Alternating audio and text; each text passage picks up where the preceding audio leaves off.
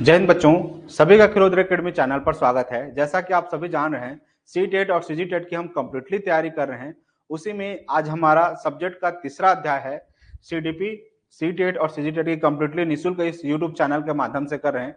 अगर इस चैनल पर अगर आप फर्स्ट टाइम विजिट किए होंगे तो चैनल को सब्सक्राइब कर लीजिएगा, क्योंकि निःशुल्क जो है हम लोग इस पूरे यूट्यूब चैनल पे सी टेट और सीजी टेट की तैयारी कर रहे हैं। आज का विषय लिखिए सीडीपी अध्याय 3, अध्याय 1, अध्याय 2, इसके पहले पार्ट वीडियो बन चुके हैं, जाकर के प्लेलिस्ट पे देख सकते हैं। ठीक है। और आज का चैप्टर लिखिए आनुवांशिकता एवं वातावरण का प्रभाव। ठीक है। तो जो भी बच्चों में क्या प्रभाव पड़ते हैं, उसके क्लासेस में क्या होते हैं, एक एक करके देखेंगे। Influence of heredity and environment. तो टॉपिक का नाम लिखिए आनुवांशिकता एवं वातावरण का प्रभाव। एकदम शुरुआत बेसिक से चलेंगे, क्योंकि आपको जो बच्चे फर्स्ट टाइम आए हुए हैं उनको मैं बता दूं, मेरी जितनी जो क्लासेस होंगी हमेशा एक ही पैटर्न पे चलेंगी। पहला मैं पढ़ाऊंगा आपको थ्योरी। ठीक है। थ्योरी के बाद इससे संबंधित जितने जो 2011 से लेकर के अब तक 2022 तक जितने प्रश्न आए हुए हैं उन सारे क्वेश्चंस को कराऊंगा। मतलब विगत वर्षों के जितने जो प्रश्न हैं उसमें रहेंगे। साथ ही साथ आपको डिस्क्रिप्शन पे आपको हमारे एप्लीकेशन का लिंक मिल जाएगा, वहां जाकर के आप ऑनलाइन टेस्ट भी दिला सकते हैं। ठीक है। तो लास्ट में आप जाकर के एप्लीकेशन में टेस्ट भी दिला सकते हैं ऐप के माध्यम से। ठीक है। तो चलिए टॉपिक लिखिए आनुवांशिकता एवं वातावरण का प्रभाव। जितने जो बच्चे लाइव जुड़े हैं सभी को बहुत बहुत धन्यवाद। ठीक है। सभी को जय हिंद, सभी को नमस्कार। ठीक है। चलिए टॉपिक लिखिए आनुवांशिकता एवं वातावरण का प्रभाव। तो सबसे पहले शुरुआत एकदम देखते हैं कि आनुवांशिकता का क्या अर्थ है। ठीक है। इसको पहले अपने कॉपी में छोटे छोटे पॉइंट पे लिखिए कि आनुवांशिकता क्या होता है या आनुवांशिक क्या होता है। ठीक है। तो अब छोटे पॉइंट पे हमेशा याद रखना, आनुवांशिक या वंशानुगत या वंशानुगत। ठीक है। अब गुणों का एक पीढ़ी से दूसरे पीढ़ी में स्थानांतरण होना, जैसे जो आपके दादा दादी का जो गुण रहा होगा, ठीक है, वो चीज आपके माता पिता पे आएंगे। ठीक है। मतलब आपके पिताजी पे, माता जी पे तो उनकी माता का आएगा, तो ये होगा पिताजी। ठीक है। तो माता पिता के बाद, ठीक है, आप में वो गुण आएंगे। ठीक है। तो मतलब आनुवांशिक या वंशानुगत गुणों का एक पीढ़ी से दूसरे पीढ़ी में स्थानांतरण को आनुवांशिकता या वंशानुक्रम हेरिडिटी कहा जाता है। तो इसको लिखिए गुण का, ठीक है, एक पीढ़ी से दूसरे पीढ़ी में स्थानांतरण होना क्या कहलाएंगे, वंशानुगत या आनुवांशिकता कहेंगे। लिख लीजिए एक पीढ़ी से दूसरे पीढ़ी तक। छोटे छोटे पॉइंट पे लिखते चलिएगा। जहां समझ में नहीं आएगा वहां पर कमेंट करके बताइए सर ये पॉइंट समझ में नहीं आया, कृपया दोबारा समझा दीजिए और आसान तरीके से समझा दीजिए। ठीक है। मैं हमेशा हर एक टॉपिक कंप्लीट करने के बाद आपको जरूर पूछूंगा कि आपको समझ में आया कि नहीं आया, तो आप फीडबैक देते जाइएगा कि हाँ सर ये टॉपिक समझ में आ गया, आगे बढ़िए। ठीक है। तो आनुवांशिकता का अर्थ समझ में आ गया कि कोई भी गुण, ठीक है, एक पीढ़ी से दूसरे पीढ़ी में स्थानांतरण होना क्या कहलाएगा, आनुवांशिकता या वंशानुगत। इतना समझ में आ गया। आनुवांशिकता के माध्यम से ही क्या शारीरिक, मानसिक, सामाजिक गुणों का स्थानांतरण बालकों में होता है। मतलब आपके माता पिता में जैसे जैसे गुण होंगे, ठीक है, वैसी ही वैसी उसके संबंधित आप में भी आपका शारीरिक विकास वैसा होगा, आपका मानसिक विकास भी होगा, आपका सामाजिक गुणों का स्थानांतरण भी बालकों में मतलब बच्चों में होगा। ठीक है। अब आगे, अब इसी से संबंधित अनुवांशिकता से संबंधित जेम्स ड्रेवर ने क्या कहा। ठीक है। तो जेम्स ड्रेवर ने कहा कि शारीरिक एवं मानसिक विशेषताओं का माता पिता से संतानों में हस्तांतरण होना अनुवांशिकता कहलाता है। क्या अभी जो थोड़ी देर पहले बताया कि आपके माता पिता में जैसा गुण होगा वही गुण कहां पर ट्रांसफर होंगे, बच्चों में। तो उसी को किसने, जेम्स ड्रेवर ने। क्वेश्चन कैसा दे देगा कि शारीरिक एवं मानसिक विशेषताओं का माता पिताओं से संतानों में हस्तांतरण होना अनुवांशिकता कहलाता है। ये किसका कथन है, तो क्या बोलोगे, जेम्स ड्रेवर ने। ठीक है। उसके बाद एच ए पीटरसन, क्या, एच ए पीटरसन एवं वुडवर्थ के अनुसार क्या है, तो व्यक्ति अपने माता पिता के माध्यम से पूर्वजों की जो विशेषताएं प्राप्त करता है उसको क्या कहते हैं, वंशानुक्रम। वंशानुक्रम मतलब पूरा वंश का, परदादा, फिर दादाजी, फिर पिताजी, फिर उसके बाद फिर आप में। तो वंश का आपके में वो क्वालिटी आना, वो गुण आना, वो स्थानांतरण होना, वो। ठीक है। समझ में आ गया क्या कहलाएगा, वंशानुक्रम। मतलब व्यक्ति अपने माता पिता के माध्यम से, किसके माध्यम से, आपके माता पिता के माध्यम से पूर्वजों की जो विशेषताएं प्राप्त करता है वो क्या होगा, वंशानुक्रम। जैसे समझना, मान लीजिए आपके परदादा जी, ठीक है, एग्जाम्पल समझिए, आपके परदादा जी का जो गुण है, ठीक है, वो आपके दादाजी पर आएंगे, ठीक है। अब दादाजी का जो गुण होगा, ठीक है, वो किस पे जाएंगे, आपके आपके पिताजी पर आएगा, और आपके पिताजी का फिर क्या होगा, आप पर आएंगे, ठीक है। ये आप है मान लो, तो आप में किसका किसका गुण आ गया, अब परदादा जी के भी पिताजी होंगे, ठीक है, तो उनके पिताजी का उनके में आया, फिर परदादा जी का दादाजी के में आया, दादाजी का फिर पिताजी के में आया, पिताजी का फिर आप में, मतलब वंश का वंश चलना। तो जो गुण इनमें होंगे वो सारे गुण आप में होते चले जाएंगे। समझ में आ गया? चलिए आगे, यहां तक समझ में आ गया क्या? अनुवांशिकता, अनुवांशिकता का मतलब क्या होता है, माता पिता का गुण, मतलब एक पीढ़ी से दूसरे पीढ़ी में स्थानांतरण होना क्या कहलाएगा, अनुवांशिकता, ठीक है। वंशानुक्रम मतलब वंश के वंश का गुण ट्रांसफर होना, मतलब स्थानांतरण होना, क्या कहलाएगा, वंशानुक्रम, ठीक है। तो दोनों का डेफिनेशन समझ में आ गया, ठीक है। अब आगे देखो, इसी को आगे समझिए, अनुवांशिकता का प्रभाव, ठीक है। तो अनुवांशिकता में क्या प्रभाव पड़ता है, तो अलग अलग लक्षण देखने हैं। अनुवांशिकता का प्रभाव विभिन्न लक्षणों जैसे शारीरिक बुद्धि या चरित्र पर अलग अलग पड़ता है। तो सबसे पहले लिखिए शारीरिक लक्षणों पर प्रभाव क्या होता है, तो इसको लिखिए बालकों के रंग रूप, क्या, कोई भी बालक का रंग रूप, आकार, शारीरिक गठन, ऊंचाई इत्यादि के निर्धारण में उसके अनुवांशिक गुणों का महत्वपूर्ण योगदान होता है। मतलब सिंपल सा बात है, अगर आम का पौधा है, ठीक है, तो फल किसके लगेंगे, आम के लगेंगे, इतना समझ में आ गया। क्या होगा, अगर केले का पेड़ है तो केला ही होगा, समझ में आ गया। वैसे ही जैसे जैसे माता पिता का गुण होगा, जैसे उनका शारीरिक बनावट होगा, बच्चे में भी वो चीज आएगा ही आएगा, ठीक है। तो लिखिए बालकों के रंग रूप, जैसे माता पिता का रंग रूप होगा उससे मैच होता हुआ, ठीक है, आकार, शारीरिक गठन, ऊंचाई इत्यादि के निर्धारण में उसके अनुवांशिक गुणों का महत्वपूर्ण योगदान होता है, ठीक है। अगला, अधिकांश जुड़वा भाई, ठीक है, द्वियुग्मक होते हैं जो दो पृथक युग्मों जायगोट से विकसित होते हैं, या भाइयों जैसे जुड़वा भाई और बहनों की तरह मिलते जुलते होते हैं, परंतु वे अनेक प्रकार से परस्पर एक दूसरे से भिन्न भी होते हैं। बालक के अनुवांशिक गुण उसके वृद्धि एवं विकास को भी प्रभावित करता है। मतलब अनुवांशिक गुण, ठीक है, किस पर, आपने अभी देखा रंग रूप में, आकार में, शारीरिक गठन में, ऊंचाई में, ठीक है, साथ साथ वृद्धि एवं विकास में भी अनुवांशिक का महत्व होता है। समझ में आ गया? आगे बढ़िए, नेक्स्ट पॉइंट, इसी पे छोटे छोटे अगर अगर देखोगे, ठीक है, तो ये बस इसका स्क्रीनशॉट ले लो, उतना ज्यादा नहीं है, बस वही सेम चीजें हैं जो माता पिता में जैसे जैसे चीजें होती हैं उसका स्क्रीनशॉट रख लो या फोटो क्लिक कर लो, ठीक है। ज्यादा वही सेम चीजें हैं, जैसे जैसे माता पिता वैसी सेम, ठीक है। आगे बढ़ूं, नेक्स्ट पॉइंट, अगला देखो, बुद्धि पर प्रभाव क्या पड़ता है, ठीक है, किसका, अनुवांशिक का, ठीक है। तो बुद्धि पे क्या प्रभाव पड़ता है, इसको एक एक करके छोटे छोटे पॉइंट पर देखते हैं। तो बुद्धि संबंधित अनुवांशिकता का क्या प्रभाव पड़ता है, तो बुद्धि को अधिगम की योग्यता, समायोजन मतलब तालमेल की योग्यता। तो देखो बुद्धि को अधिगम मतलब तो जानते ही हैं, कुछ भी चीज नया सीखना, लर्निंग करना, ये तो मैंने पहले ही पढ़ा चुका है, ठीक है। समायोजन का मतलब होता है तालमेल बिठाना, क्या बिठाना, किसी भी चीज में। जैसे कुछ बच्चे अचानक किसी भी परिस्थिति में अपने आप को ढाल लेते हैं, कुछ बच्चे कहीं पर ढाल नहीं पाते हैं, अकेले रिजर्व हो जाते हैं, ठीक है। बोलते हैं ना कि इस बच्चे को कहीं पे भी छोड़ दो, ये बच्चा सबके साथ घुल मिल जाता है, लेकिन ये बच्चा जो है ना किसी के साथ घुलता मिलता नहीं है, अकेला रहता है, ठीक है। तो समायोजन का मतलब होता है सबके साथ क्या करना, तालमेल बिठाना। निर्णय लेने की क्षमता, निर्णय लेने का मतलब होता है डिसीजन पावर। कुछ बच्चे ऐसे होते हैं एक ही चीज को 50 बार सोचते हैं, ठीक है, कि करूं कि नहीं करूं, करूं कि नहीं करूं, करूं कि नहीं करूं। लेकिन कुछ लोग ऐसे होते हैं कि हाँ ये चीज है तो है। जैसे आप लोग लड़कियों में अक्सर देखना, पूरा दुकान खोल देते हैं, ठीक है, लेकिन आपको साड़ी या कपड़ा पसंद नहीं आता है, इसको बोलते हैं डिसीजन पावर, ठीक है। अगर हम लोगों को जैसे देखें तो मुझे अपना शादी का शॉपिंग करने में 15 मिनट लगा था, ठीक है। हाँ पसंद आया, हाँ पैक कर, पसंद आया पैक कर, पैक कर, पैक कर, हो गया 15 मिनट में खत्म। लेकिन उसी को अगर आप लोग जाते तो पूरा दुकान खुल जाता, लेकिन पता नहीं चलता कि भाई पसंद आया कि नहीं आया, ठीक है। तो डिसीजन डिपेंड करता है कि आप ज्यादा बहुत ज्यादा सिलेक्ट करते हैं या नहीं, हाँ ये पसंद आ गया तो रखो, ठीक है।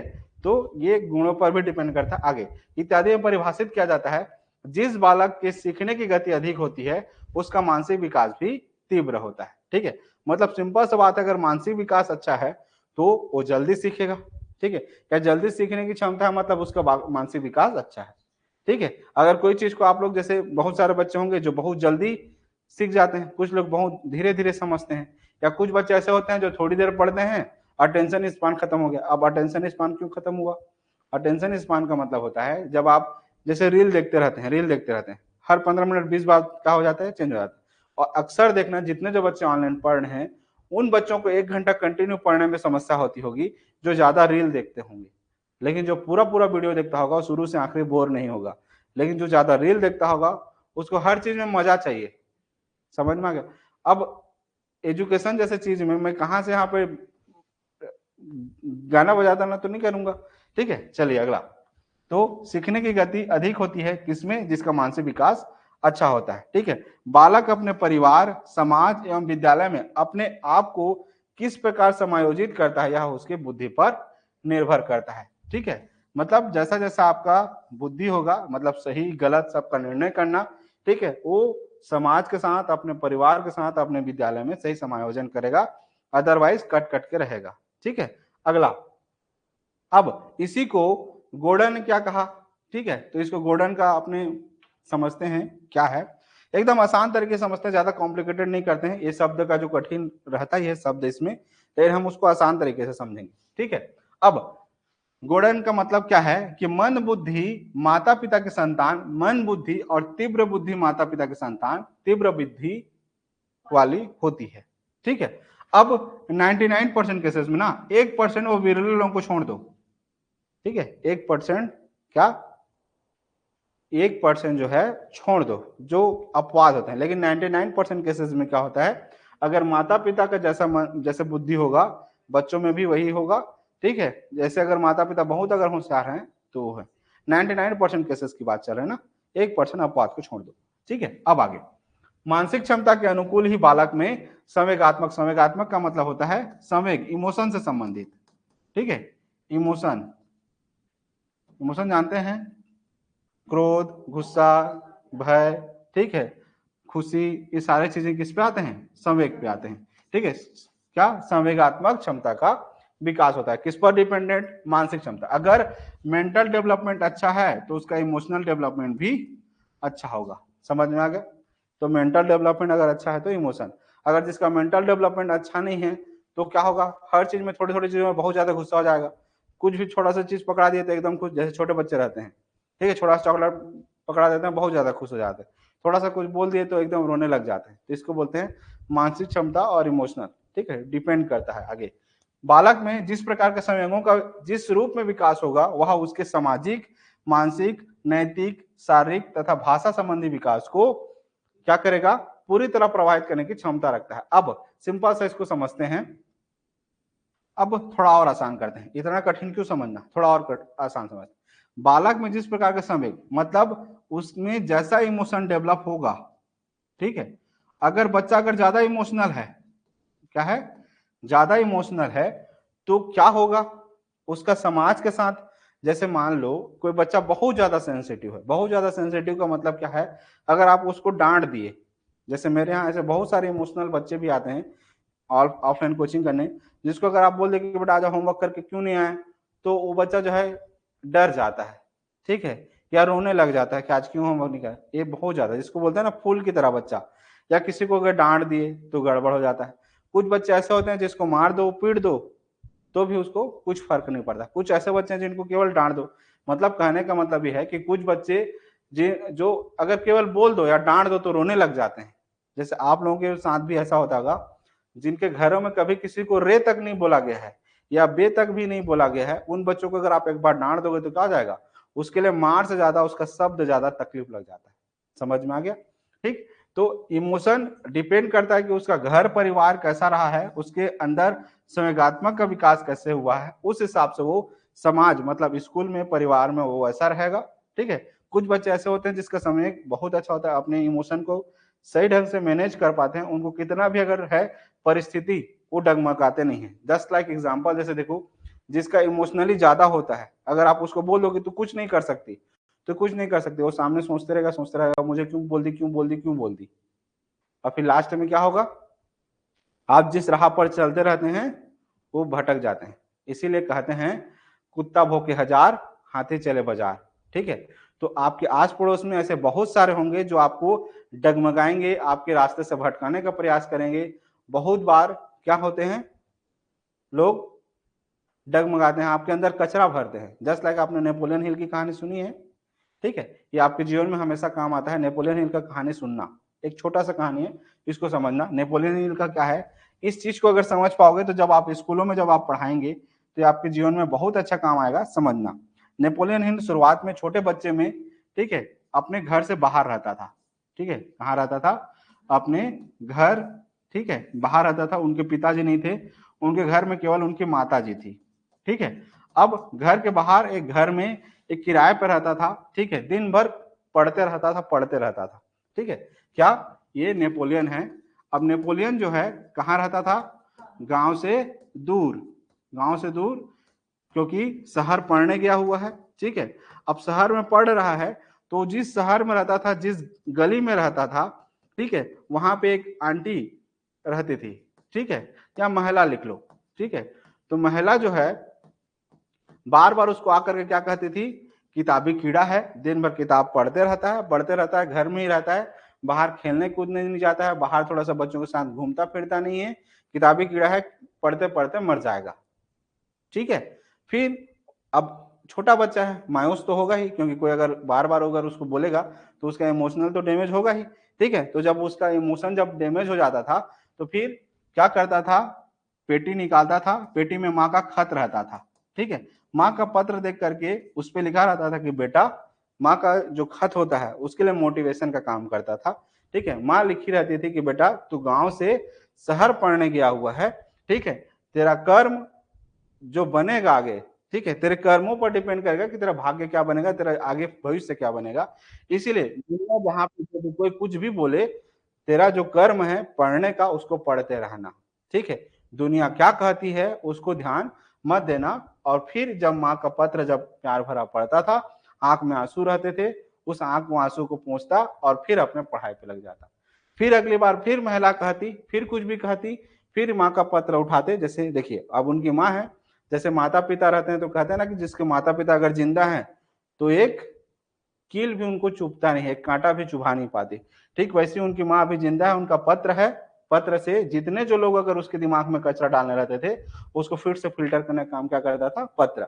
ठीक है, एक समय ऐसा आया कि उस शहर में एक जुलूस आया। ठीक है, क्या आया, जुलूस आया, जिसमें एक बड़े से घोड़े पर एक बच्चा कद काठी के साथ बैठा हुआ है और ढेर सारे सिपाही आगे बढ़ रहे हैं। ठीक है, उस गली में वो जो जुलूस है, वो जो सेना है वो पहुंची, और पहुंचने के बाद जो कद काठी के साथ जो बैठा हुआ था घोड़े पे, वो पूछता है कि यहाँ पर एक लड़का रहता था जो दिन भर किताबी कीड़ा जैसा था। ठीक है, अब वो लड़का कहाँ गया। ठीक है, एक जुलूस आया, ठीक है, और पूछता है कि वो जो इस गली पे जो लड़का रहता था वो कहाँ गया।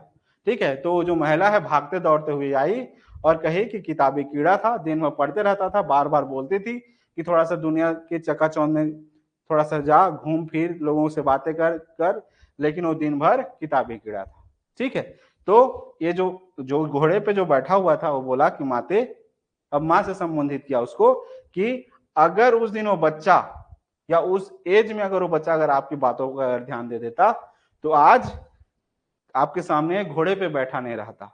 ठीक है, ये वही लड़का है जो पहले किताबी कीड़ा था, लेकिन आज वो कितना बड़ा आदमी बन गया है कि उसके सामने इतना बड़ा जुलूस चल रहा है। समझ में आ गया। तो जीवन में ऐसे बहुत बार भटकाव आते हैं, आपको बहुत सारे ऐसे प्रलोभन आते हैं जो आपके दिमाग को भटकाते हैं, लेकिन लोगों से जो आपके दिमाग में कचरा डालते हैं उसको किनारे कर आपको अपने लक्ष्य पर ही ध्यान देना है। समझ में आ गया। ठीक है, ये नेपोलियन हिल क्या था, ये वही बच्चा था। ठीक है, उसके बाद जब वो महिला देखी तो उसको नमस्कार की कि नहीं, मैं गलत थी वहां पे। समझ में आ गया। तो ऐसे इसको और आसान शब्दों में समझे तो कुत्ता भूखे हजार, हाथी चले बाजार। ठीक, चलो अब आगे पॉइंट पर आते हैं, इमोशनल डैमेज पर।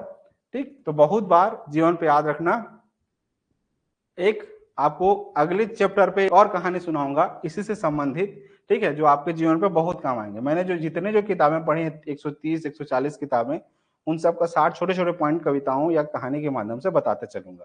ठीक है, ज्यादा कहानी बता दूंगा तो आपको लगेगा कि भाई सिलेबस से हम बाहर जा रहे हैं। चलिए अगला, तो इमोशनल या जो भी समय का जो विकास है, ठीक है, जिस रूप में विकास होता है उसके साथ उसका क्या होगा, सामाजिक हो, मानसिक हो, नैतिक हो, शारीरिक या भाषा संबंधी विकास को पूरी तरह प्रभावित करने की क्षमता रखता है। अगर बहुत ज्यादा अगर संवेगात्मक है तो क्या होगा, मैंने अभी बताया इमोशन संबंधित आपको कहानी समझ में आ गया। आगे बढ़ूं, चलिए अगला। अब बालक अत्यधिक क्रोधित या भयभीत रहता है अथवा यदि उसमें ईर्ष्या वैमनस्य की भावना अधिक होती है तो उसके विकास की प्रक्रिया पर इन सब का प्रतिकूल प्रभाव स्वाभाविक है। अगर कोई शांत स्वभाव का बच्चा है तो हर चीज को शांत से सीखेगा। अगर वो पहले से अगर चिड़चिड़ा है, बहुत ज्यादा है, तो कुछ सीख पाएगा क्या, नहीं सीख पाएगा। ऐसे मेरे साथ बहुत सारे, अभी तक मैंने 15,000 प्लस बच्चों को पढ़ाया है, तो मुझे पता है कि हर बच्चे का अलग अलग होता है। हर बच्चे का, जब भी मैं कोई भी बच्चा आता है मैं 10 मिनट देखने के बाद बता देता हूँ कि इस बच्चे का क्या प्रॉब्लम है। समझ में आ गया। तो डिपेंड करता है कि आपका अब 10 साल हो गया पढ़ाते पढ़ाते, तो डिपेंड करता है अनुभव पर। ठीक है, चलिए अगला। नेक्स्ट, संवेगात्मक रूप से असंतुलित बालक पढ़ाई में या किसी अन्य गंभीर कार्यों में ध्यान नहीं दे पाता। संवेगात्मक मतलब जिसको मेंटली या इमोशनली जो ज्यादा डैमेज रहते हैं, ठीक है, वो बच्चे किसी भी चीज में अच्छे से फिट नहीं हो पाते हैं। संवेगात्मक मतलब समझ में आ गया, मानसिक रूप से, इमोशन से संबंधित जो असंतुलित बालक होते हैं, बालक जो है पढ़ाई पर उसका मन ज्यादा लगेगा नहीं, क्योंकि जो चंचल मन का होगा, क्या होगा, चंचल मन का होगा, एक जगह फोकस करके रह पाएगा क्या। आप ही यूट्यूब चैनल पे जितने जो बच्चे पढ़ रहे हैं या एप्लीकेशन पे पढ़ रहे हैं, बहुत सारे ऐसे बच्चे होंगे जो कुछ देर पढ़ते होंगे, पढ़ते पढ़ते आप ऐसे क्या करने लगते हैं, रफ वॉक करने लगते हैं। वो जो कॉपी होता है पूरी तरह से गोदना हो जाता है। ठीक है, आपका ध्यान भटकने लगता है। ठीक है, फोकस हिल जाता है। ठीक है, तो अब क्या होता है, थोड़ी देर पढ़ते हैं फिर ध्यान हटक जाता है, फिर थोड़ा सा पढ़ते हैं फिर ध्यान हट जाता है, फिर थोड़ा सा पढ़ते हैं। ये डिपेंड करता है कि आपको एकाग्रता शक्ति कैसे हो रही है। अब आगे बढ़ते हैं। ठीक है, किसी अन्य गंभीर कार्यों में ध्यान नहीं दे पाते, फलस्वरूप उनका मानसिक विकास भी प्रभावित होता है। कुछ अगर नया सीख ही नहीं पा रहा तो और आगे उसका तो विकास होगा ही नहीं।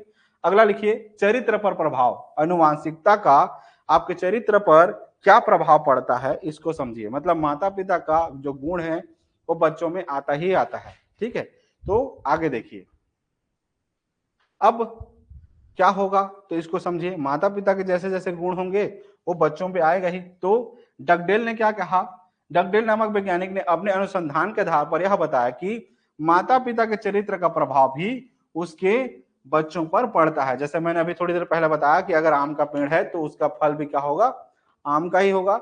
मतलब जैसे जैसे माता पिता होंगे उनके गुण बच्चे में आता ही आता है। ठीक है, चलिए अगला।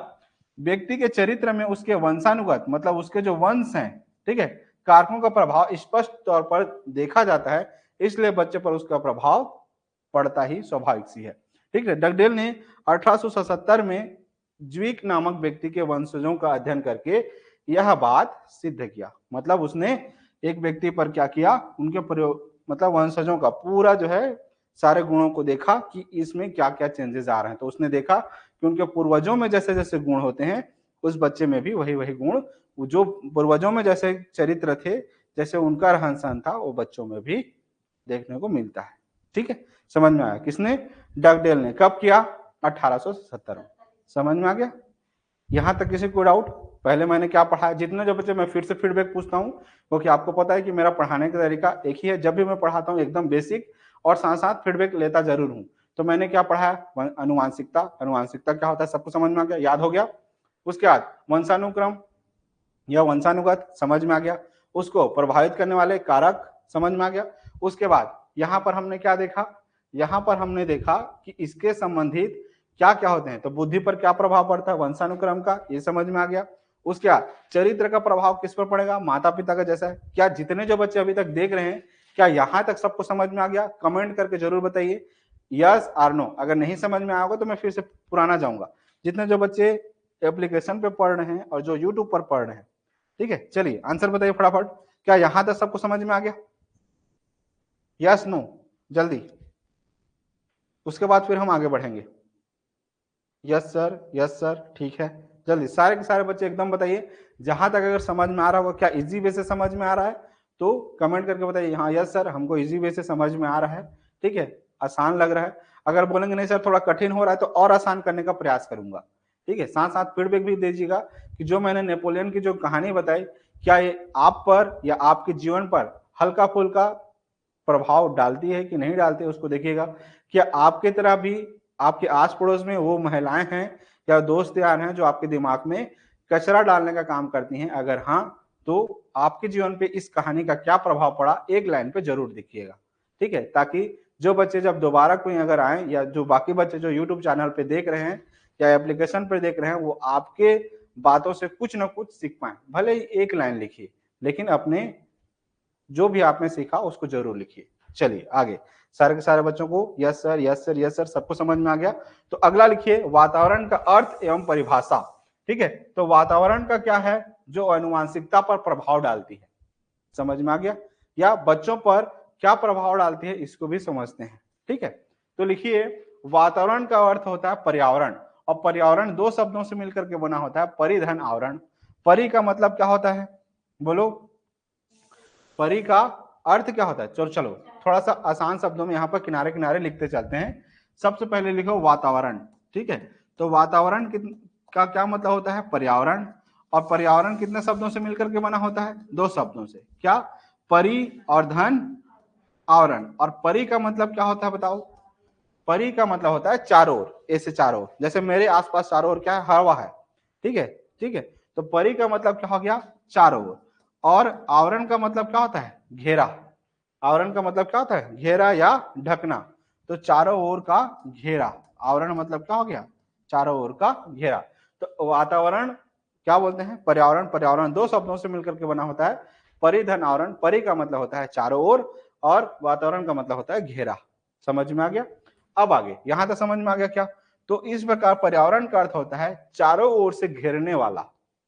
क्या? चारों ओर से घेरा। घेरा मतलब चारों ओर से घेरने वाला, इसको क्या कहते हैं? वातावरण या पर्यावरण। कितना समझ में आ गया? तो हमारे चारों ओर के घेरा को क्या कहते हैं? पर्यावरण कहते हैं। हमारे चारों ओर के घेरा को क्या कहते हैं? पर्यावरण। हमारे चारों ओर के घेरा को क्या कहते हैं? पर्यावरण। इतना समझ में आ गया। अब आगे, हमारे चारों ओर के घेरा रहने वाला, अब देखो क्या? प्राणी या मनुष्य, जल, वायु, वनस्पति, पहाड़, पठार, नदी, वस्तु आदि से क्या होता है? घिरा हुआ है। यही सब मिलकर के पर्यावरण का निर्माण करता है। मतलब किसी भी आदमी हो या कोई भी सामाजिक प्राणी हो या कोई भी जीव जंतु हो, इन सभी से क्या हुआ है? घिरा हुआ है। इस चारों ओर में क्या क्या आ जाएंगे? नदी, पर्वत, पठार, ठीक है, हवा, पानी, सब क्या हो जाएंगे?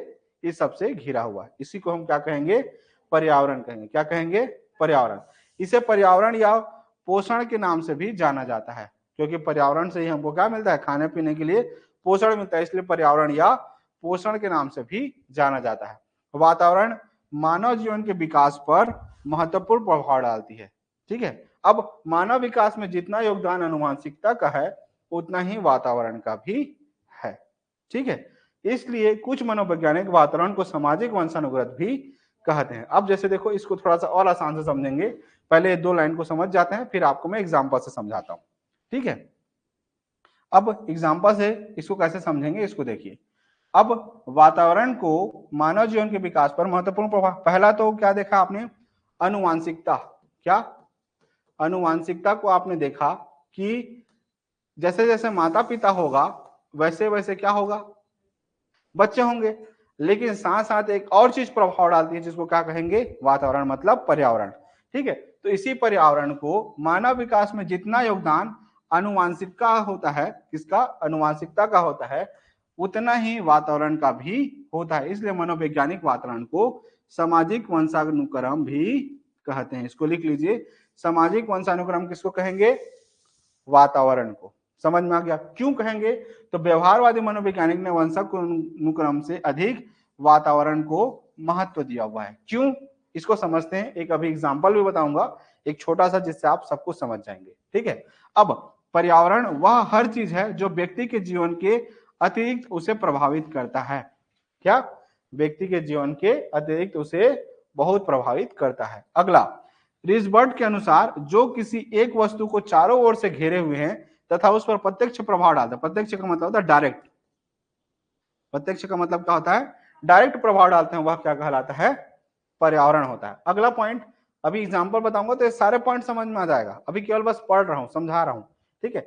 हॉलैंड एवं क्या डगलस के अनुसार जीव जगत के प्राणियों के विकास, परिपक्वता मतलब मैच्योरिटी, प्रकृति नेचर, व्यवहार तथा जीवन शैली को प्रभावित करने वाले बाह्य समस्त शक्तियों, परिस्थितियों तथा घटना को पर्यावरण में सम्मिलित किया जाता है और यह उन्हीं की सहायता से पर्यावरण का वर्णन किया जाता है। अब इतना लंबा सारे पॉइंट को समझने से अच्छा है कि हम दो पॉइंट को एक छोटे से एग्जांपल से समझ जाएं। जैसे क्या, वंशानुक्रम मतलब माता पिता, मतलब क्या, वंश का बच्चे पर आना, ये तो समझ में आ गया। ये अनुवांशिकता का क्या मतलब हो गया, बोलो, वंश का गुण, क्या, वंश का गुण किसमें आना, बच्चे में आना। अब पहला काम तो हो गया कि माता पिता से जितने जो उनके जो वंश के जो गुण थे माता पिता के माध्यम से क्या आ गए, बच्चे में आ गया। अब बच्चा तो आ गया, अब उसका विकास होगा नहीं होगा, ये किस पर डिपेंड करेगा कि वो कैसे वातावरण पे रह रहा है, ठीक है। तो अगला मेजर फैक्टर क्या हो गया, वातावरण। जैसे समझते हैं एक छोटे से और एग्जाम्पल के माध्यम से, ताकि आपका जो है पूरी तरह से आप एकदम क्रिस्टल एंड क्लियर समझ में आ जाए। जस्ट लाइक समझो आम, ठीक है। तो आम का एक पेड़ है, ठीक है, जैसे मान लो एक दशहरी आम है, ठीक है। अब वंशज से आ रहा है, वही सेम जैसा साइज रहा है, जैसा कलर रहा है, जैसा मिठास रहा है, वो क्रम से आते रहेगा, ठीक है। तो ये जैसा उसके क्रम पे था, उसका फिर बच्चा भी क्या होगा, वो जैसा इसका रंग रूप था, एक आम से समझते हैं ना, एक आम का एग्जाम्पल लेकर के हम इधर इस पे समझने का प्रयास करते हैं। तो इस आम का जैसे रंग रूप था, जैसे मिठास था, जैसे आकार था, उसका जो जो फल होगा, जिससे जो पौधा है उसमें भी वही होगा। फिर उसके वाले में फिर क्या होगा, वही सेम होगा, वही सेम रंग रूप होगा, वही आकार होगा, वही कलर होगा, सब चीज होगा, ठीक। अब समझो मान लो ये बहुत अच्छे क्वालिटी का क्या है, आम है, क्या है, बहुत अच्छे क्वालिटी का आम है, बहुत अच्छा गुण है इसमें, इस आम पे।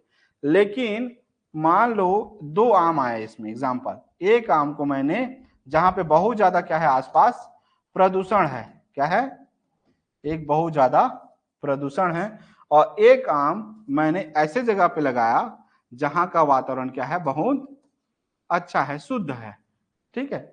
अब एक पौधे को मैंने यहां पर अच्छा खाद दिया, क्या दिया, इसके जड़ों पर क्या दे दिया, अच्छा खाद दिया, उसको चारों ओर क्या मिला, अच्छा वातावरण मिला। मैं इसको ग्रीन कलर में करता हूं, ठीक है। ग्रीन कलर का मतलब क्या हो रहा है, अच्छा वातावरण है, ग्रीन जोन है, ठीक है। और एक को मैं रेड कलर में करता हूं जिसका वातावरण क्या है, बहुत प्रदूषित है, और साथ साथ इसको पानी भी क्या मिल रहा है, प्रदूषित पानी मिल रहा है। अब मुझे बताओ इस पेड़ का हाल और इस पेड़ के हाल में क्या अंतर होगा, है दोनों अच्छे क्वालिटी के आम, दोनों अच्छे क्वालिटी के आम हैं, दोनों अच्छी क्वालिटी के पौधे हैं, लेकिन एक को मैंने प्रदूषित जगह पे लगा दिया, बंजर भूमि पे लगा दिया जो सूखा है या कंकरीली पत्थर है, उसके बाद उसी चीज में पेस्टिसाइड डाल दिया, उसी चीज में क्या आसपास रोड जा रही हैं, पूरे धूल डस्ट पड़ रहे हैं, एक शुद्ध वातावरण पर है, अच्छी काली मिट्टी है, अच्छा उसमें उर्वरक है, ठीक है, अच्छे वातावरण पे है, अच्छा पानी मिल रहा है। तो अब मुझे बताओ दोनों के पैदावार में किसमें अच्छा होगा, क्या, जिसका वातावरण अच्छा होगा, स्वाभाविक सी बात है। ठीक वैसी ही अगर आपके दो भाई हैं, ठीक है, या दो बच्चे हैं, एक जो घर में रह रहा है, एक जो बाहर में रह रहा है, एक अच्छे वातावरण पे रह रहा है, एक गंदे वातावरण पे रह रहा है, तो दोनों का क्या होगा, प्रभाव अलग अलग होंगे। एक जिसकी संगति अच्छी है, एक जिसकी संगति खराब है, दोनों में क्या होगा, जिसका संगति अच्छा होगा वो ऊपर चला जाएगा, जिसकी संगति खराब होगी वो नीचे चला जाएगा। एक जिसके दोस्त यार दारू सिगरेट मन मोहा अगर पी रहे हैं तो क्या होगा, उसका डाउनफॉल जाएगा। जिसके दोस्त जिसकी सोच माइंडसेट क्या है, डाउन है, वो क्या होगा, उसके दोस्त यार सबको ले डूबेगा।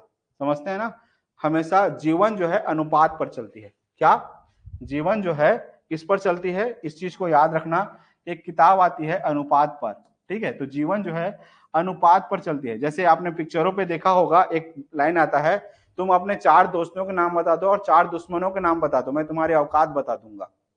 कहता है ना कि तुम अपने 4 दोस्तों के नाम बता दो या 4 दुश्मनों के नाम बता दो, मैं तुम्हारी औकात बता दूंगा, ठीक है, ऐसा बोलता है पिक्चर, मैं नहीं कह रहा हूं, पिक्चर कह रहा है। औकात गलत शब्द हो जाता है, ये किसी की आत्माओं को ठेस पहुंचता है।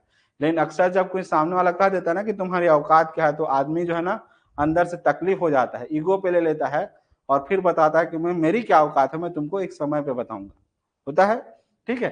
अब जीवन जो है इसी अनुपात पर चलता है, रेशियो पर चलता है। 10 लाइक समझना, अगर तुम्हारे 5 दोस्त हैं, क्या हैं, 5 दोस्त हैं, इस 5 दोस्तों में जो जो क्वालिटी होगा, ठीक है, इस सब का अनुपात आप में भी उतने ही गुण आएंगे। क्या होंगे, 5 आपके दोस्त, जैसे जैसे आपके उसके गुण होंगे आप में भी उतने ही गुण आएंगे। समझ में आ गया, उसका अनुपात। ये लोग जैसे जैसे काम करेंगे, इनकी जैसी शैली होगी आप में भी वैसी ही आएगा। समझ में आ गया, ये जितने कमाते होंगे उसी अनुपात में, 1-2% बिरले होते हैं, लेकिन 99% की मैं बात कर रहा हूं कि उनके दोस्त यार जैसा होगा, उनका रहन सहन जैसा होगा, आपका भी वैसा ही होगा।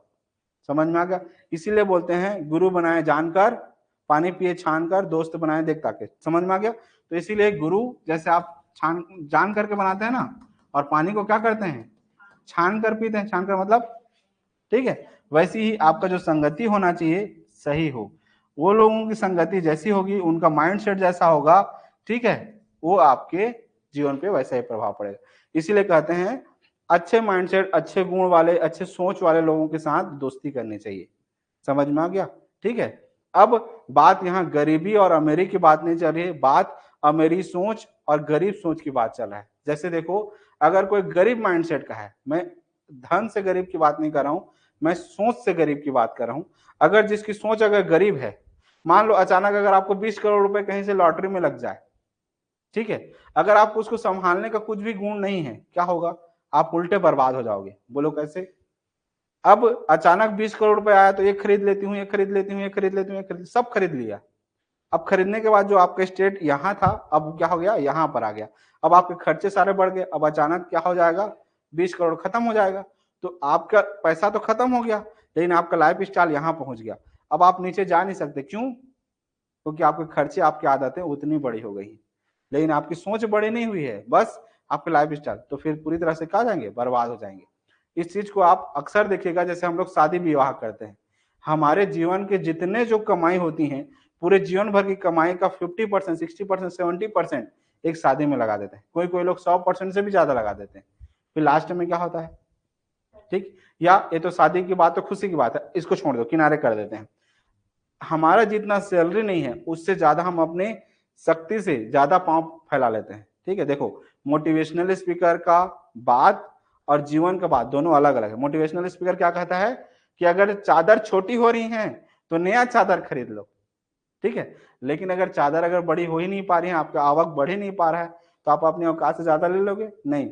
लेकिन आजकल बच्चे दिखावट पे जाते हैं, किसमें, ईएमआई। ये ईएमआई वाला जो चक्कर है ना, आदमी को पूरी तरह से बर्बाद कर देता है। जानते हैं, क्रेडिट कार्ड, ठीक है, पैसे आए नहीं है पहले से उधार ले लो, पैसे आए नहीं है पहले से उधार ले लो, और यही चीज जीवन में बहुत खतरनाक होता है। चलिए आगे टॉपिक पर आते हैं, टॉपिक से हम भटक जाएंगे तो गड़बड़ हो जाएगा। ठीक है, तो सिंपल से क्या समझ में आ गया, पर्यावरण का बहुत प्रभाव पड़ता है, इसलिए संगति वैसी रखना। आगे नेक्स्ट पॉइंट, वातावरण का प्रभाव कैसे पड़ता है। ठीक है, तो लिखिए शारीरिक अंतर का प्रभाव। मैंने अभी आपको माइंडसेट से संबंधित बताया, ठीक है, वैसी सेम आगे एक एक करके चलते हैं। ठीक है, thank you so much, best story है सर, ओके, ठीक है। जीवन में आपके बहुत सारे कहानियां हैं, लेकिन मैं क्लासेस लेते लेते ज्यादा कहानी नहीं सुना पाता हूं, लेकिन इतनी सारी कहानियां आती हैं कि अलग ही है। चलिए अगला, तो शारीरिक अंतर का प्रभाव। ठीक है, तो शारीरिक अंतर का प्रभाव का क्या मतलब है, समझते हैं आगे। इसको मिटा दूं, चलिए। अब शारीरिक अंतर का प्रभाव में व्यक्ति के शारीरिक लक्षण वैसे तो वंशानुगत होते हैं, क्या, शारीरिक लक्षण जो है क्या होते हैं, वंशानुगत होते हैं, किंतु इस पर वातावरण का प्रभाव स्पष्ट रूप से देखा जा सकता है। जैसे पहाड़ी क्षेत्रों में रहने वाले लोगों का कद छोटा होता है, जबकि मैदानी क्षेत्रों में रहने वाले लोगों का शरीर लंबा या गठीला होता है। कितना समझ में आ गया क्या। जस्ट लाइक इन्वायरमेंट का जीता जागता उदाहरण मैं आपके सामने हूँ। जैसे अगर मेरे पिताजी का अगर आप देखेंगे, ठीक है, उनके शरीर मतलब उनके जो सिर में जो बाल है इतना घना है कि लोग मतलब बोलेंगे कि इतना ज्यादा घना कैसे। मेरे दादाजी का भी अगर देखेंगे तो बहुत ज्यादा है। ठीक है, मेरे परदादाजी भी जब जिंदा थे तो उनका भी जो है सिर में बाल बहुत ज्यादा घना था। मेरे बड़े भैया का भी बहुत अच्छा है। ठीक है। लेकिन मेरा जब से कोरबा आया हूँ, यहाँ का डेंसिटी कम हो रहा है, आप लोग जीते जागता देख रहे हैं। तो ये वातावरण का कोरबा का देन है, ये समझ में आ गया। क्योंकि यहाँ का पानी में इतना लोहे की मात्रा ज्यादा है, प्रदूषण इतना ज्यादा है कि ये बाल को लेके चला गया, समझ में आ गया। तो ये आपके नेचर का प्रभाव, वातावरण का प्रभाव जरूर पड़ता है। इसी को अगर मैं अपने गांव में अगर 1 महीना अगर रुकने लग जाता हूँ तो जो बालें जो झड़ती हैं वो खत्म हो जाती हैं, लेकिन यहाँ फिर से वही सेम काम हो जाता है। ठीक है, तो वातावरण का प्रभाव पड़ता ही है, भले ही वंशा में आपके नहीं है, लेकिन आप समय के साथ देख रहे हैं वातावरण, आपका खान पान, ठीक है, तो वो सारी चीजें। आगे देखिए, अनेक पीढ़ियों से निवास स्थल में परिवर्तन करने के बाद उपरोक्त लोगों के कद एवं रंग में अंतर वातावरण के प्रभाव के कारण देखा गया। तो ये तो कॉमन चीज है, समझ में आ गया होगा। आगे बढ़ते हैं, नेक्स्ट पॉइंट, प्रजाति की श्रेष्ठता पर प्रभाव। ठीक है, अब प्रजाति पर श्रेष्ठता का प्रभाव क्या है, तो इसको समझते हैं। तो क्या है, कुछ प्रजातियों की बौद्धिक श्रेष्ठता का कारण वंशानुगत ना होकर के वातावरण हो गया। ठीक है, मतलब कुछ लोग समय के साथ धीरे धीरे धीरे धीरे धीरे धीरे पर्यावरण में अपने आप को इतना परिपक्व बना लिए हैं कि पहले उनके जो वंशज थे अब वो अपने आप को ज्यादा अच्छा बनाने लग गए। समझ में आ गया। ठीक है, तो कुछ प्रजातियों की बौद्धिक श्रेष्ठता का कारण वंशानुगत ना होकर के वातावरण हो गया, वो अपने वातावरण के साथ तालमेल। जैसे जीवन में अक्सर कहा जाता है कि जो पर्यावरण के साथ अपने आप को तालमेल नहीं बनाता है वो पूरी तरह से विलुप्त हो जाता है, ये तो आप जानते ही हैं। ठीक है, जो वातावरण के साथ नहीं चल पाया, जो समय के साथ नहीं चल पाया, वो पूरी तरह से खत्म हो जाएगा, चाहे वो पढ़ाई पे हो, चाहे बिजनेस हो, चाहे कुछ भी हो, चाहे जीवन हो। ठीक है, तो इसीलिए कहते हैं कि समय के साथ अपडेशन बहुत जरूरी है। जैसे आप लोग मोबाइल में एप्लीकेशन को अपडेट करते हैं ना, वैसे जीवन को भी अपडेट करने की बहुत जरूरत है। जैसे देखो, मैं आज से 10 साल पहले किससे पढ़ाता था, रोलर बोर्ड आता था। ठीक है, मैंने 634 रुपए से अपना बिजनेस चालू किया है, आप लोग जानते ही हैं। तो जब 634 रुपए से जब चालू किया था तो रोलर बोर्ड से पढ़ाता था। फिर रोलर बोर्ड के बाद 1-2 पैसे आए तो फिर जो है प्लाई बोर्ड आया, प्लाई बोर्ड जानते हैं। ठीक है, प्लाई बोर्ड से पढ़ाया। फिर प्लाई बोर्ड के बाद धीरे से 2-4 पैसे आए तो मैंने व्हाइट बोर्ड खरीदा। फिर व्हाइट बोर्ड के बाद धीरे से धीरे धीरे धीरे धीरे पैसा जमा करते करते करते फिर हम लोग यहाँ पहुंचे, समय के साथ अपडेट। समझ में आ गया। तो इसीलिए आपको भी अपने जीवन में अपने नॉलेज को, अपने जो भी स्किल है उसको अपडेट करते रहना। डिग्रियां या आपके परसेंटेज केवल कागजी होते हैं, जीवन में केवल और केवल काम आता है स्किल, याद रखना। आप परसेंट लेकर के आते हैं बुरी बात नहीं है, अच्छी बात है।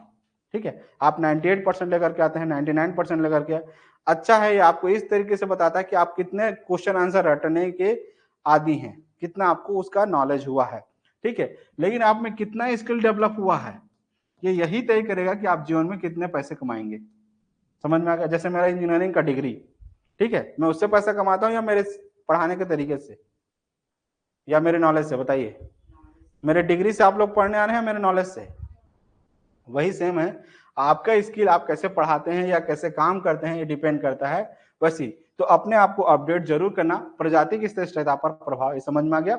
अपने समय के साथ अपने आप को, यहाँ पर देखो एक लाइन बोला गया है, वे लोग इसलिए अधिक विकास कर पाते हैं क्योंकि उनके पास श्रेष्ठ शैक्षिक, सांस्कृतिक एवं सामाजिक वातावरण उपलब्ध होता है। ठीक है, जैसे मैं गांव में रहता तो क्या होता, वही खेती किसानी करते रहता। लेकिन मेरे माता पिता का धन्यवाद है, मेरे बड़े भैया का है, ठीक है, उन्होंने मुझे कहाँ शिफ्ट किया, शहर पे, कि चलो शहर में जाओ पढ़ो लिखो, गांव में अभी कुछ नहीं रखा है। ठीक है, गांव में उतने स्कूल नहीं है, तो ये परिवार का धन्यवाद है। ठीक है, तो उन्होंने क्या किया, भेजा। तो अब मुझे क्या मिल गया, अच्छा शैक्षिक मिल गया। जहां पे रूम किराए पर रहता था, जैसे बड़े पापा हैं, बड़े पापा ही बोलता हूँ रूम मालिक को, एकदम मेरे पिताजी जैसे हैं। ठीक है, उन्होंने एकदम अपने बच्चे की तरह मुझे पाला बड़ा। ठीक है, हमेशा पूजा पाठ में, हमेशा जब भी मंदिर जाते थे मुझे साथ में लेकर के जाते थे। मतलब ऐसा बोलते थे कि चौथा बेटा है, और उनके 3 बेटे थे, मेरे जो रूम मालिक थे। ठीक है, तो उनके 3 बेटा बेटी थे, लेकिन जब मैं उनके साथ हमेशा रहता था तो बोलते थे ये आपका चौथा बेटा है। ठीक है, तो हमेशा अपने बच्चे की तरह रखते थे। तो सांस्कृतिक सामाजिक वातावरण, जैसे मैं उनके साथ रहा हूँ, मतलब 9th क्लास से लेकर के 12th क्लास तक, ठीक है, जैसे जैसे, तो उनका वातावरण मेरे पे जरूर पड़ा है। ठीक है, तो वो चीज आता ही है। यदि एक महान व्यक्तित्व के पुत्र को ऐसी जगह पर छोड़ दिया जाए जहां शैक्षिक, सांस्कृतिक एवं सामाजिक वातावरण उपलब्ध ना हो, तो उसका अपने पिता की तरह महान बन पाना संभव नहीं है। मतलब क्या, एक अगर माना जाए उसका पिता बहुत विद्वान है, लेकिन उसको ऐसे जगह में भेज दें जहाँ पे शिक्षा अच्छा नहीं है, जहाँ का कल्चर अच्छा नहीं है, जहाँ पर पढ़ाई लिखाई अच्छा नहीं है, जहाँ का वातावरण अच्छा नहीं है, वो बच्चा आगे ग्रो कर पाएगा? नहीं कर पाएगा। लेकिन उसी को अगर एक ग्रामीण का बच्चा है, अगर शहर में अगर अच्छे प्रवेश में डाल दें या अच्छा वातावरण में डाल दें तो अच्छा कर पाएगा। मैं नहीं कहता कि गाँव का बच्चा अगर शहर में आता है तो अच्छा ही कर लेता, मैं नहीं कहता। बस वातावरण उसको अच्छा बनाती है। अगर गाँव से अगर शहर में आ रहा है, अगर उसको अच्छा वातावरण मिल गया तो अच्छा है। अगर ऐसे दोस्त यार मिल गए जहाँ पे कोई नशा कर रहा है, कोई ड्रग्स ले रहा है, कोई कुछ भी कर रहा है तो क्या होगा? पूरी तरह से खत्म हो जाएगा। और आज का जनरेशन आप लोग देखते हैं, हाथ कंगन को आरसी किया, पढ़े लिखे को फारसी किया। ये तो आप जान ही रहे हैं, आप लोग आपके सामने देखते हैं कि आजकल छोटे-छोटे बच्चे नशे में आदी हो गए हैं। ठीक है? चलिए, इस चीज़ को मैं पिछले 10 सालों से देखता हूँ, ऑनलाइन में हूँ, यूट्यूब चैनल पे हूँ, इसलिए खुल करके बोलता नहीं हूँ। लेकिन जानता हूँ कि आजकल क्लास 4th, 5th, 6th की क्लास के बच्चे इतनी तरह से लीन हैं इस नशा में कि क्या ही कहें। चलिए अगला। अब आगे देखिए, व्यक्तित्व पर प्रभाव। व्यक्तित्व के निर्माण में वंशानुक्रम की अपेक्षा वातावरण का अधिक प्रभाव पड़ता है। कोई भी व्यक्ति अनुपयुक्त वातावरण पे या उपयुक्त वातावरण पर रहकर अपने व्यक्तित्व का निर्माण करके महान बन सकता है। ऐसे कई उदाहरण हमारे आसपास देखने को मिलता है जिनमें निर्धन परिवारों में जन्मे व्यक्ति को अपने परिश्रम एवं लगन से श्रेष्ठ सफलता प्राप्त करने में सक्षम हो जाता है। जो अभी मैंने थोड़ी देर एग्जांपल बताया ना, गांव से ग्रामीण का, ठीक है, अगर अच्छा वातावरण मिल जाता है तो आदमी बहुत सक्सेस हो जाता है। ठीक है, उसको अच्छा संगति, जैसे मैं, आप खुद सोचिए आज 634 रुपए में आपको पिज्जा बर्गर मिल जाएगा या कोई सा भी। मैंने 634 रुपए से अपना बिजनेस स्टार्टअप किया आज से 30 मार्च 2014 से। ठीक है, अब अभी आपका 2024 में 10 साल पूरा हुआ। अब सोचो, अगर वातावरण अगर अच्छा नहीं मिलता या मेरे दोस्त अगर सपोर्टिव नहीं मिलते, अगर परिवार वालों का अगर सहयोग नहीं होता, ठीक है, या कोरबा वासियों का अगर सपोर्ट नहीं होता तो क्या मैं आगे बढ़ पाता? इस 634 रुपए में क्या ही होता है? ये 634 रुपए वो था जो, जैसे आप लोग गांव से जब शहर आते हैं तो आपको दादा दादी लोग 10 रुपए दे दिए, 20 रुपए ले बेटा रास्ते में चॉकलेट खा लेना, नानी दे दी ले बेटा 20 रुपए का कुछ खा लेना। तो जो पैसा था उसको मैंने गुडलक में रखा हुआ था। ठीक है, जब मैंने बिजनेस स्टार्टअप किया, मतलब जब चालू किया, ट्यूशन के रूप में चालू किया था। मैं बड़ा बिजनेस सोच करके नहीं चालू किया था, केवल ट्यूशन के रूप में। लेकिन वो वही कहते हैं ना, जब बड़ों का आशीर्वाद जब लग जाता है, जो पैसा जो था केवल पैसा नहीं था, ये आशीर्वाद था, याद रखना। ठीक है, ये जो पैसा था ये केवल पैसा नहीं था, ये आशीर्वाद था। क्योंकि जब आप अपने बच्चों को जब कुछ देते हैं ना, कभी भी जब भी आपके जो बड़े लोग हैं अगर कुछ भी देते हैं, चाहे 2 रुपए दें, चाहे 3 रुपए दें, चाहे 10 रुपए दें, चाहे 20 रुपए, एकदम सहर्ष से स्वीकार कर लेना। क्योंकि केवल पैसा नहीं होता, वो आशीर्वाद होता है। और आशीर्वाद मुर्दे को भी जिंदा कर देता है, याद रखना। एक जो जिंदा जो लाश होता है ना, उसमें एक क्या कर देता है, नया ऊर्जा पैदा कर देता है। तो याद रखना।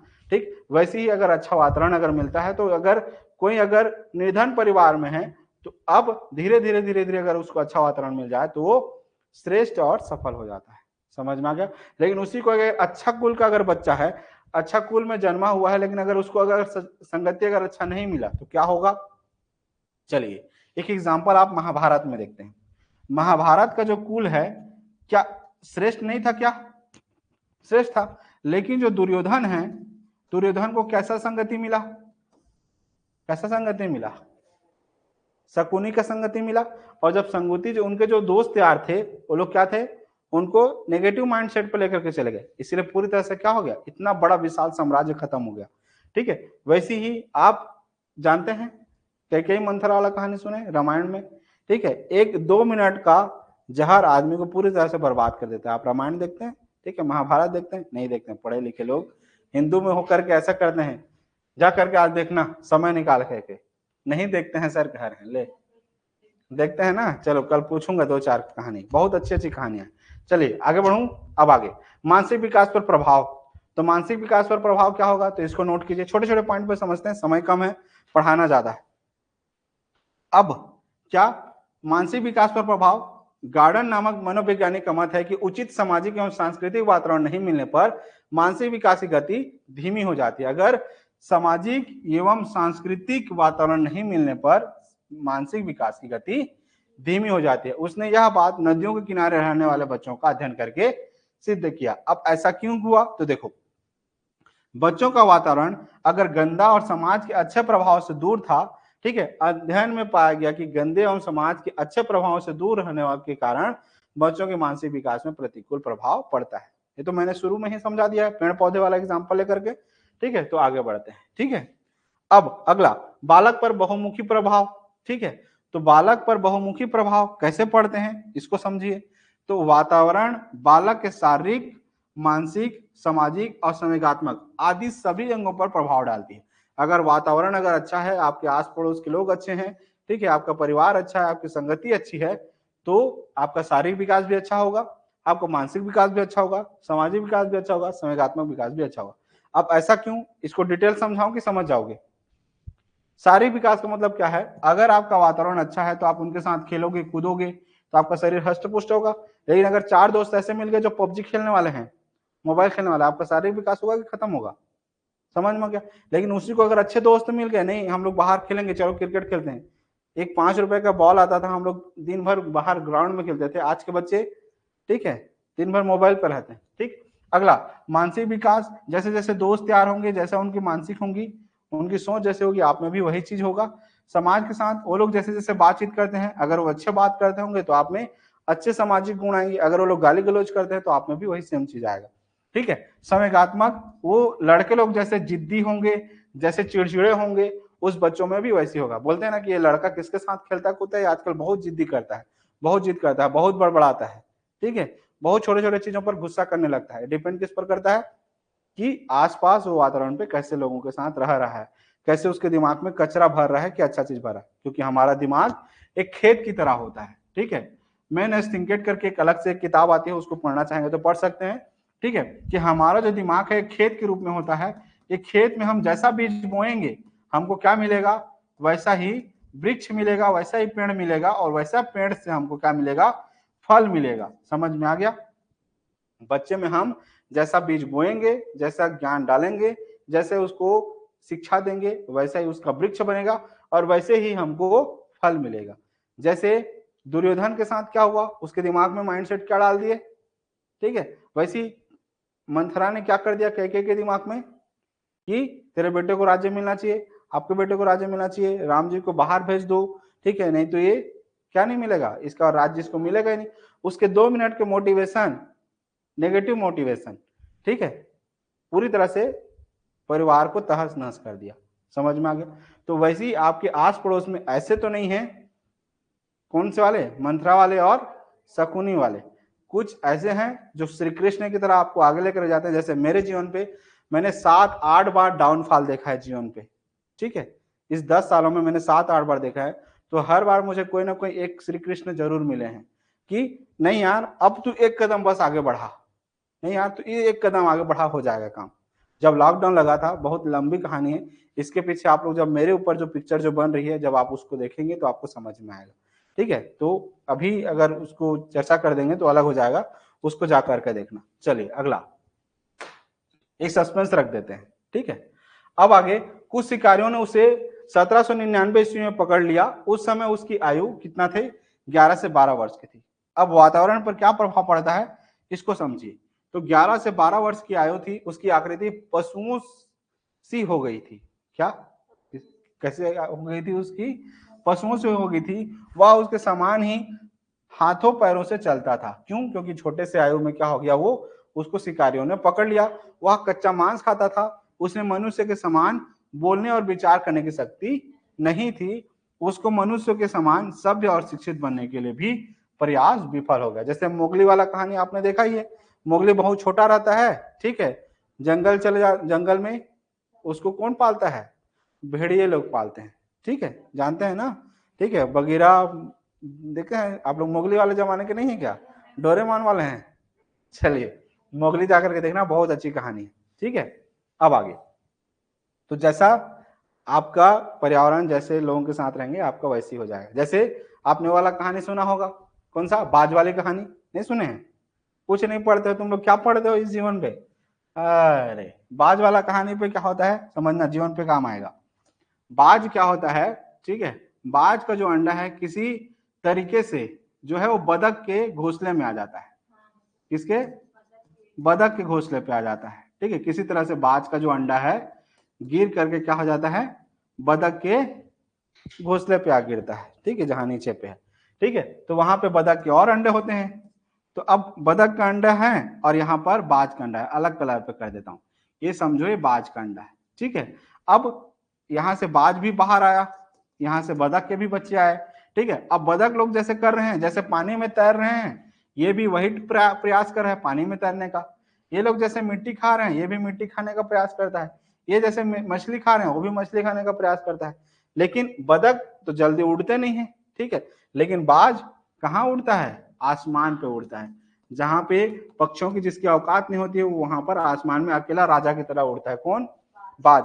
लेकिन ये जो बाज है, क्योंकि उसके वंश में है, उनके खून में है कि उसको आसमान में उड़ना, वो हमेशा ऊपर देखते रहता है कि काश मैं भी उनकी तरह उड़ सकता, काश मैं उनकी तरह उड़ सकता। लेकिन उसमें वो क्षमता है, लेकिन संगति किसके साथ है?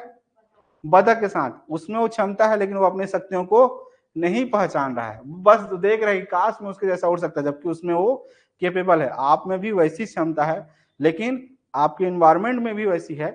ठीक है, कि आपको वो चीज नहीं मिल पाता। कहते हैं ना कि आप आग, क्या है आप? बारूद का ढेर हैं। क्या है आप लोग? बारूद के ढेर हैं। बस आपको कमी है आपको चिंगारी लगाने वाले की। समझ में आ गया? अगर जिस दिन अगर आपको चिंगारी मिल गया, मतलब वो आप जलने लगेंगे। समझ में आ गया? तो इस बतख के बीच में रहने वाला जो कौन है? बाज। उसको पता नहीं होता है कि वो क्या है। वो बाज है जो आसमान में उड़ सकता है, लेकिन संगति के कारण वो क्या है? वो जीवन भर क्या करते रह गया? पानी में तैरने का प्रयास करते रह गया। और एक समय इतना डिमोटिवेट हो गया, इतना डिमोटिवेट हो गया कि वो डिप्रेशन में आकर के खत्म हो गया। अगर सोचो, अगर इसको कोई, अगर दूसरा कोई अगर मोटिवेटर मिल जाता कि नहीं भाई तू बतख नहीं है, तो क्या है? वो बाज है जो आसमान में उड़ सकता है, तो क्या होता है? उसमें एक आत्मविश्वास आती और वो फिर से उड़ पाता, लेकिन उसको पूरे जीवन नहीं मिल पाया और पूरी तरह से वो खत्म हो गया। समझ में आ गया? आपके जीवन में भी बहुत ज्यादा पोटेंशियल होगा, बहुत अच्छे होंगे, बहुत नॉलेज होगा, लेकिन अगर जब माहौल नहीं मिल पाता है तो आगे बढ़ नहीं पाते हैं। जैसे ग्रामीण बच्चे जब नवोदय सैनिक की जब हम तैयारी करवाते हैं, बहुत सारे ऐसे बच्चे हैं जो बहुत पोटेंशियल होते हैं, बहुत अच्छे नॉलेज होता है, उनको बहुत टैलेंट होता है, हर चीज को शहरी बच्चों से ज्यादा अच्छा कर पाते हैं, लेकिन उनको ऐसा माहौल नहीं मिल पाता। यहाँ पर भी देखिए सीटेट सीजीटेट में बहुत सारे ऐसे ऑनलाइन पे बच्चे होंगे जो बहुत पढ़ना चाहते हैं, लेकिन उनको घर में माहौल नहीं मिल पाता है, या गाँव में ऐसा कोचिंग नहीं मिल पाता है। समझ में आ गया? चलिए, तो अब वही चीज है कि जो अगर आप बाज हैं, उस बाज को मैं उड़ाने का प्रयास कर रहा हूँ, क्योंकि आप जो है अभी बतखों के बीच में है। ठीक है, छोटा सा प्रयास है मेरा। मैं नहीं कहता कि आपको एकदम आसमान में उड़ा सकता हूँ, मैं बस, मेरा प्रयास है कि आप थोड़ा सा उड़ने का प्रयास करें, और आप लोगों का भी सहयोग चाहिए। चलिए आगे। अब नेक्स्ट, वातावरण संबंधी कारक। ठीक है, तो एक ही चीज को घुमा फिरा करके बार बार बार बार बार बार बोल रहा है, इसको आगे बढ़ा दूं क्या?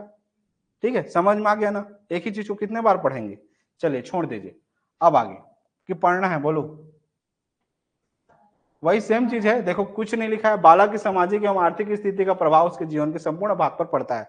मतलब अगर उसका समाज में अगर अच्छा है, पैसा ज्यादा है, तो शहर में पढ़ पाएगा, नहीं तो नहीं पढ़ पाएगा। अगला, शहरी एवं ग्रामीण बालकों के बीच विकास के अंतर के संदर्भ में इसे समझा जा सकता है। अभी थोड़ी देर पहले बताया कि गांव के बच्चों में बहुत पोटेंशियल है, बहुत ताकत है, बहुत अच्छे टैलेंटेड है, लेकिन उनको सही माहौल नहीं मिल पाता है। बहुत सारे ऐसे खिलाड़ी हैं जिसमें बहुत अच्छा पोटेंशियल है, लेकिन उनको वैसा इन्वायरमेंट, वैसा उनको माध्यम नहीं मिल पाता कि वो इंटरनेशनल जा पाए। ठीक है, चलिए अगला।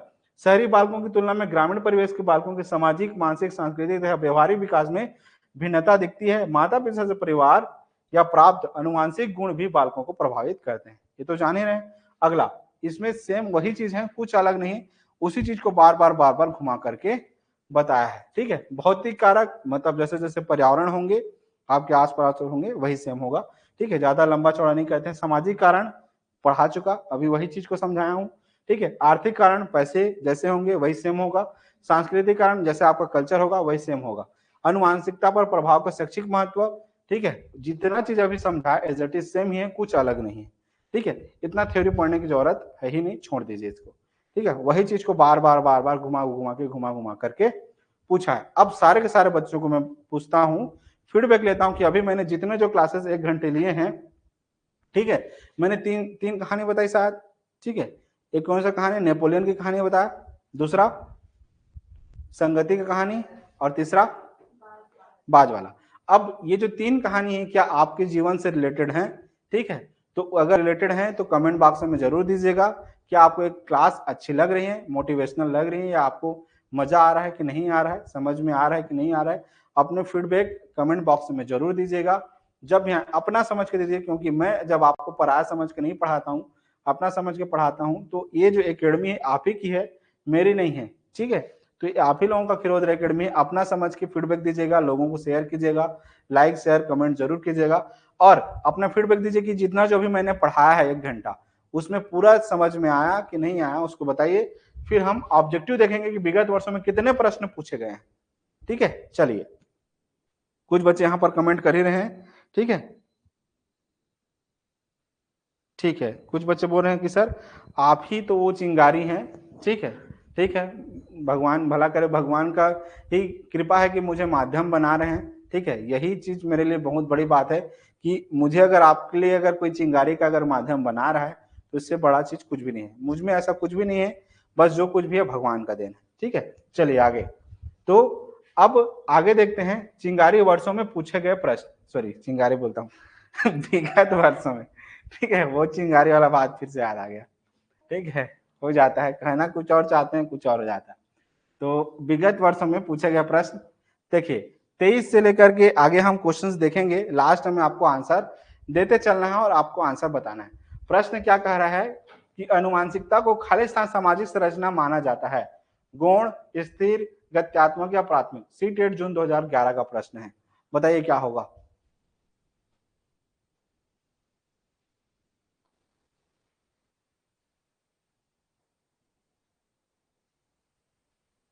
ठीक है, आंसर बताइए 23 का आंसर क्या होगा, गुण होगा कि गत्यात्मक होगा, स्थिर होगा या प्राथमिक होगा। फटाफट आंसर बताइए, समझ आ गया क्या, लिख लिए। जितने जो बच्चे ऑनलाइन पढ़ रहे हैं बेटा एकदम अपना समझ के बिल्कुल बताना कि सर इसका आंसर क्या होगा, ठीक है। लास्ट में हम आंसर बताएंगे। चलिए, निम्नलिखित में से कौन सा मुख्य रूप से अनुवांशिकता संबंधी कारक है। निम्नलिखित में से कौन सा मुख्य रूप से अनुवांशिक संबंधी कारक है। आंखों का रंग, सामाजिक गतिविधियों में भागीदारिता, समकक्ष व्यक्तियों के समूह के प्रति अभिभूति या चिंतन पैटर्न। क्या होगा बताइए,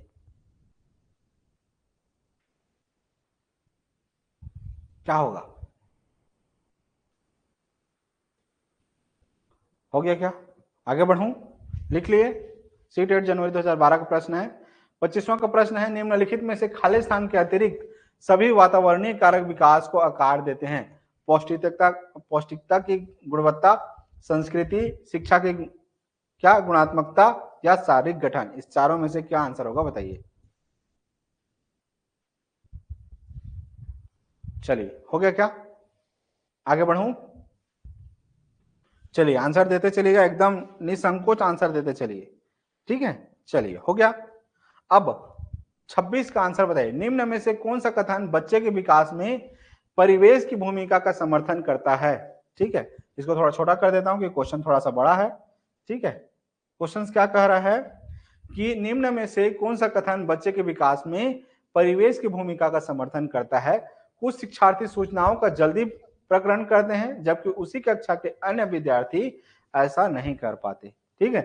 पिछले कुछ दशाब्दियों में बुद्धि लब्धांक परीक्षा में शिक्षार्थियों के औसत प्रदर्शन में लगातार वृद्धि हुई है। एक समान जुड़वा बच्चे जिनका लालन पालन भिन्न घरों में हुआ है, उनके बुद्धि मतलब बुद्धि का जो उपलब्धि है, ठीक है, 0.75 के समान उच्च है। शारीरिक रूप से स्वस्थ बच्चे अक्सर नैतिक रूप से अच्छे पाए जाते हैं। तो इस चारों में से क्या आंसर होगा अपने अनुसार बताइए, क्या होगा सारे के सारे बच्चे। 26 का आंसर क्या होगा बताइए। सारे के सारे बच्चे आंसर दे रहे हैं, बहुत बहुत धन्यवाद, अपना समझ के सबके दे रहे हैं, ठीक है, वेरी गुड। अब आगे बढ़ते हैं 27वां प्रश्न, ठीक है। 27वां प्रश्न क्या कह रहा है समझिए, इसको थोड़ा सा बड़ा कर देता हूं। 27वां प्रश्न कह रहा है, मानवीय विकास में अनुवांशिकता एवं परिवेश की भूमिका के संदर्भ में निम्नलिखित में से कौन सा कथन समुचित है, ठीक है। विकास के विभिन्न क्षेत्रों में अनुवांशिकता एवं परिवेश का सापेक्षिक प्रभाव परिवर्तन है। भारत सरकार की विविधात्मक क्षतिपूर्वकता संबंधी नीति मानवीय विकास में प्रकृति की भूमिका पर आधारित है। परिवेश की भूमिका लगभग स्थिर सी रहती है जबकि अनुवांशिकता का प्रभाव परिवर्तित हो सकता है, ठीक है। अगला, व्यवहारवाद के सिद्धांत प्रायः मानवीय विकास में प्रकृति की भूमिका पर आधारित है। तो इस चारों में से क्या आंसर होगा बताइए।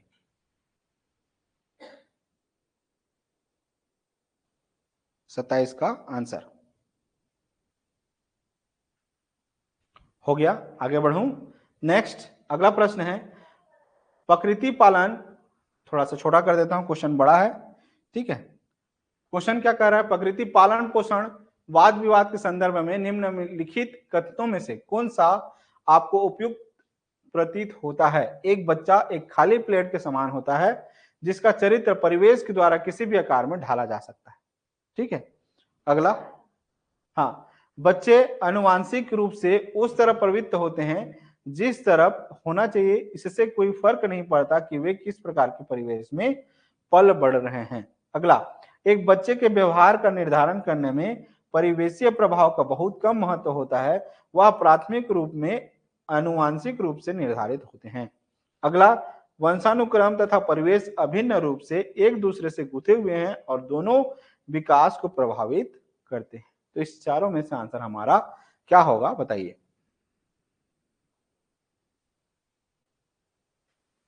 हो गया, लिख लिए, अपने आंसर दे दिए।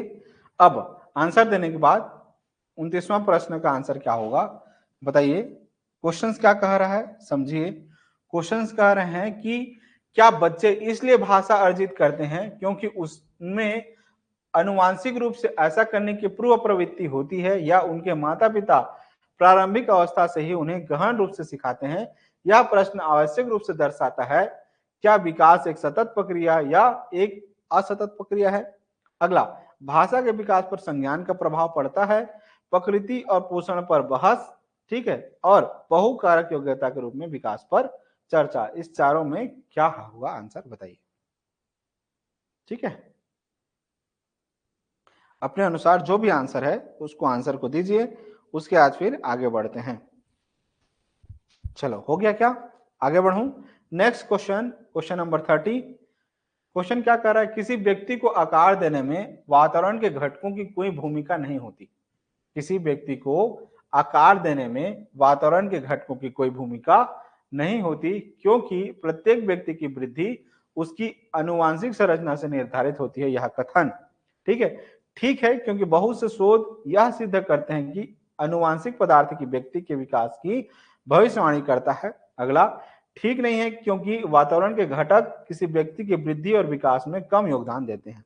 अगला, ठीक नहीं है क्योंकि बहुत से शोध यह सिद्ध करते हैं कि विकास में वातावरण का बड़ा प्रभाव पड़ता है। अगला, ठीक है कि क्योंकि किसी व्यक्ति की अनुवांशिक संरचना बहुत प्रबल होती है। तो इस चारों में आंसर क्या होगा, मुझे आंसर बताइए।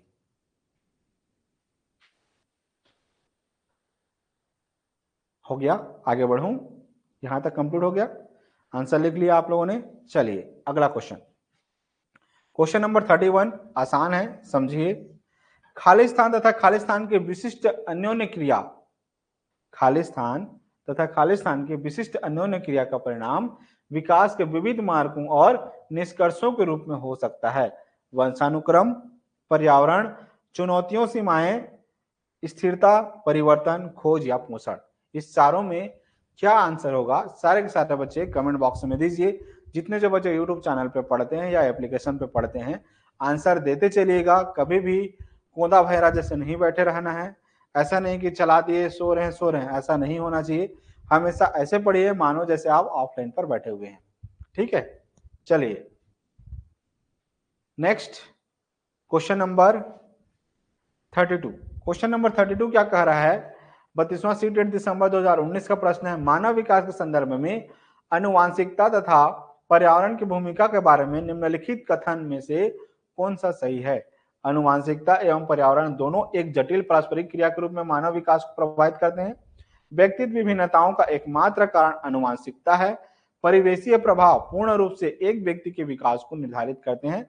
मानव विकास को ना तो अनुवांशिक और ना ही पर्यावरण प्रभावित करते हैं। तो इस चारों में से आंसर हमारा क्या होगा बताइए।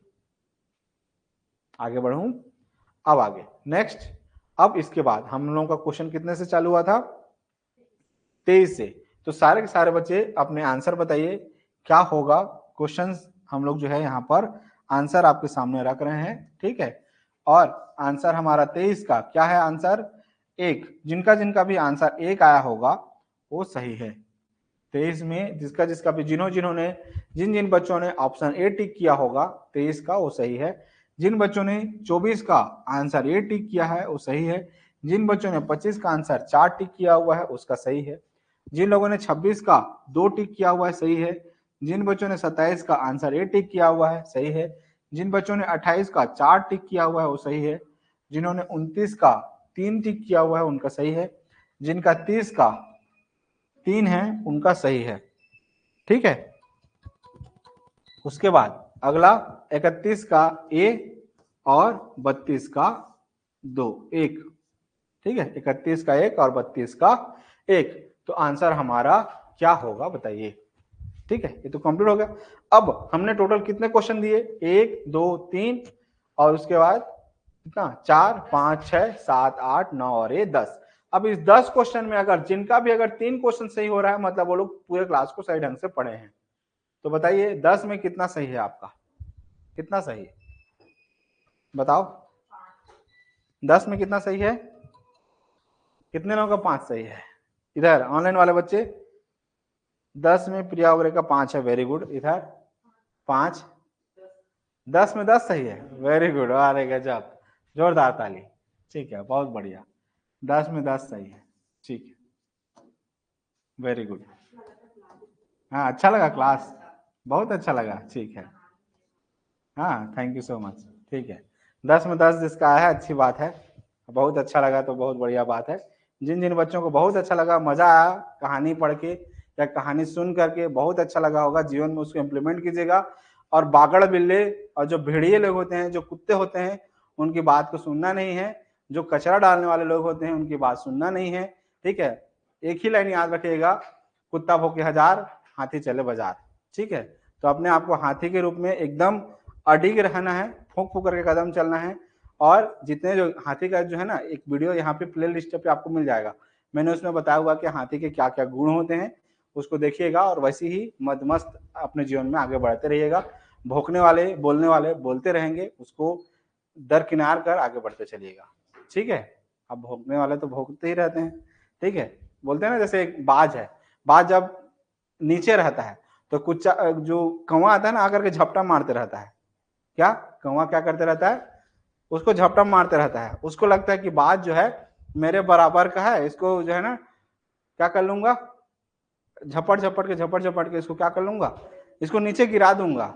लेकिन उस कौवे को ये नहीं पता है कि ये आसमान में उड़ने वाला है।